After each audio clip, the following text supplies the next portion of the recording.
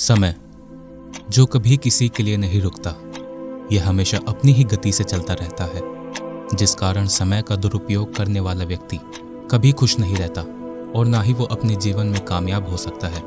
जिस तरह समुद्र की लहरें किसी की प्रतीक्षा नहीं करती, ठीक उसी प्रकार समय भी किसी की प्रतीक्षा नहीं करता। कहते हैं बीता हुआ समय कभी वापस लौट कर नहीं आता, और यह सत्य भी है। हमारे लिए जीवन में सबसे बहुमूल्य अगर कोई वस्तु है तो वो समय ही है। विद्यार्थी जीवन में समय का बहुत बड़ा महत्व है। बच्चों को बचपन से ही अपना हर एक कार्य समय पर करना सिखाया जाता है।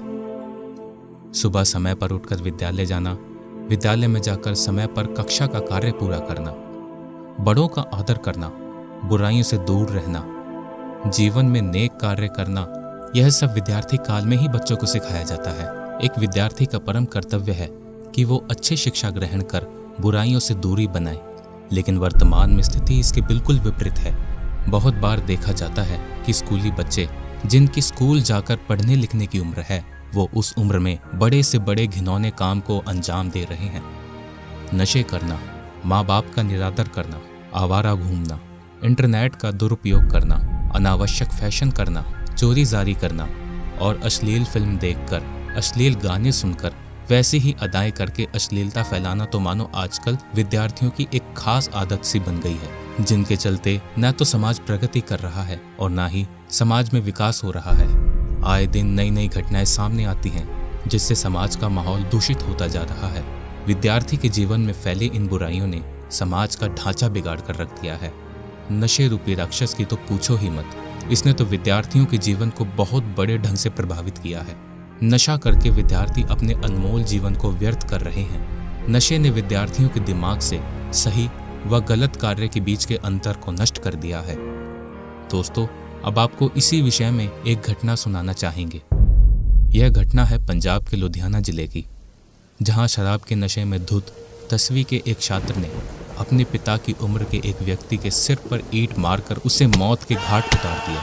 मृतक शिव कुमार बरोटा रोड की ग्रेवाल कॉलोनी का निवासी था, जिसकी उम्र 52 वर्ष थी। डाबा पुलिस ने मृतक के भाई प्रकाश पांडे की शिकायत पर सुखदेव नगर निवासी 16 साल के लड़के पर केस दर्ज कर उसे गिरफ्तार कर लिया। प्रकाश पांडे ने बताया कि उसका भाई शिव कुमार कई साल से ग्रेवाल कॉलोनी में रह रहा था। वह लड़का अक्सर उसके भाई के पास आता था। शनिवार रात को दोनों शिव कुमार के कमरे में बैठकर शराब पी रहे थे। मृतक के तीसरे भाई गोविंद प्रसाद ने बताया कि जब वह रात के समय कमरे में दाखिल हुआ तो लड़के और शिव कुमार के बीच झगड़ा चल रहा था। उसके देखते ही देखते नाबालिग ने पत्थर उठा लिया और शिव कुमार के सिर पर दे मारा। शिव कुमार लहूलुहान होकर फर्श पर गिर गया। उसके बाद आरोपी लड़का वहां से फरार हो गया। गंभीर रूप से घायल शिव कुमार को अस्पताल ले जाया गया, जहां उसे मृत घोषित कर दिया। अब आप ही सोचिए, कलयुग के प्रकोप ने किस तरह बच्चों की बुद्धि को ताला लगा दिया है। जिस उम्र में बुजुर्गों का सहारा बनकर उनसे अच्छे विचार ग्रहण करने चाहिए, उस उम्र में विद्यार्थी कत्ल करने पर उतारू हो रहे हैं। क्या आप जानते हैं ऐसा क्यों हुआ? आखिर क्यों बच्चे अपने संस्कार भूल पढ़ाई लिखाई से नाता तोड़कर बुरे कामों में जुड़ रहे हैं? अध्यात्म का अभाव।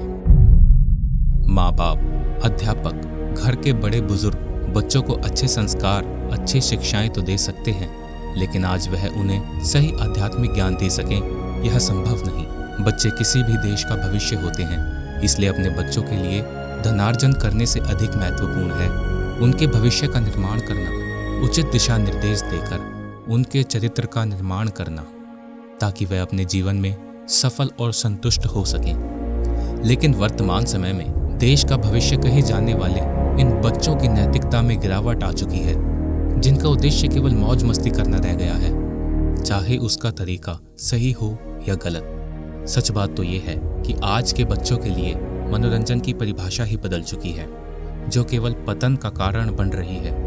आज बच्चे ही नहीं, पूरी दुनिया जिस तरह समस्याओं से जूझ रही है, उसका मुख्य कारण नैतिक मूल्यों का ह्रास होना है। जब जब नैतिक मूल्यों को दांव पर लगाकर मात्र सुख सुविधाओं को पाने व स्वतः सत्ता स्थापित करने की होड़ में मनुष्य चलता है, तो वह केवल पतन की ओर ही अग्रसर हुआ है।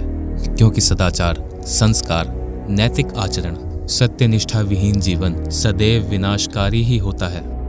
जो भी कर्म नैतिकता के विरुद्ध होते हैं वह मनुष्य को कुछ समय लाभ अवश्य दे सकते हैं, किंतु उनका परिणाम विनाशकारी व पतनगामी ही होता है।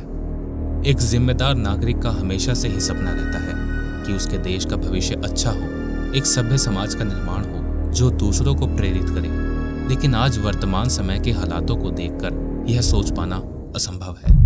और वहीं दूसरी ओर संत रामपाल जी महाराज एक ऐसा समाज तैयार करने में दिन रात प्रयत्नशील हैं, जहां सब प्रेम पूर्वक रहें, एक परमात्मा की भक्ति करें, लोगों में किसी भी प्रकार का कोई अंदरूनी या बाहरी मलिनता ना हो। ऐसा देश जहां चोरी जारी, नशा, ऊंच नीच, छूआछात ना हो। वर्तमान समय में बच्चों का विद्यार्थी जीवन बर्बाद कर नैतिक पतन की तरफ बढ़ना मानवता के विनाश का ही संकेत है। दर्शकों, इस महाविनाश को अभी भी रोका जा सकता है। बच्चों को सही मार्ग पर लगाया जा सकता है, उन्हें सुधार कर सही राह दिखाई जा सकती है।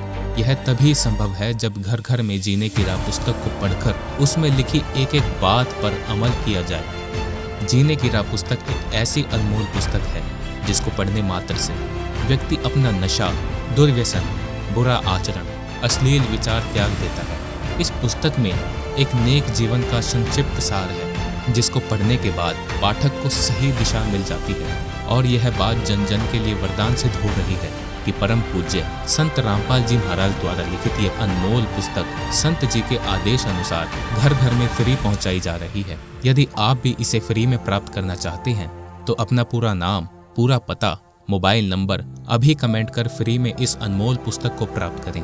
दर्शकों, संत रामपाल जी महाराज पूरे विश्व को जीने की राह बता रहे हैं, जिस पर चलकर लाखों लोग सुखी व सभ्य जीवन जी रहे हैं। इसलिए ऐसे न्यूज की भी आप सभी से यही गुजारिश है कि जीने की राह अवश्य मंगाएं और अपना जीवन सफल बनाएं। धन्यवाद।